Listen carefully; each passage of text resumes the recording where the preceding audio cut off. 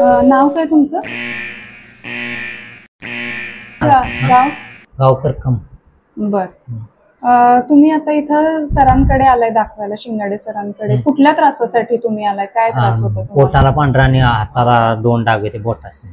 कसले डाग होते ते? पांढरे डाग होते. कुठं कुठं होते? पोटाला आणि हाताच्या 2 बोटांना. अच्छा, बर. मग आता सध्या तुम्ही किती दिवसांपासून सरांकडे ट्रीटमेंट घेताय? मी 10 महिन्यापासून ट्रीटमेंट घेतोय.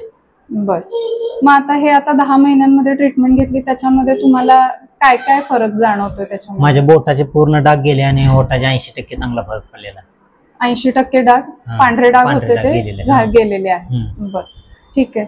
आता जी ट्रीटमेंट तुम्ही घेत होता, त्या ट्रीटमेंट मध्ये तुम्हाला जे काही औषधं वगैरे सांगितली होती किंवा पथ्य जे पाळायला सांगितलं होतं तुम्हाला, ते तुम्ही पाळलंय का व्यवस्थित? पूर्ण पथ्य पाळले, जे सांगितलं तेवढं पूर्णच.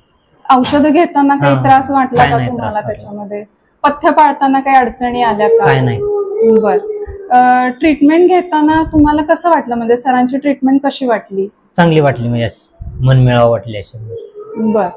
आणि जे ज्या त्रासासाठी तुम्ही आलाय, पांढरे डाग होते, ते किती वर्षापासून किंवा किती दिवसापासून होते ती तक्रार? ते 2 वर्षापूर्वीपासूनचे डाग होते. बर. मग त्याच्याकडे सोलापूरला ट्रीटमेंटला कसं काय आला? म्हणजे कुठून माहिती मिळाली? मोबाईलवर माहिती मिळाली, फेसबुकला.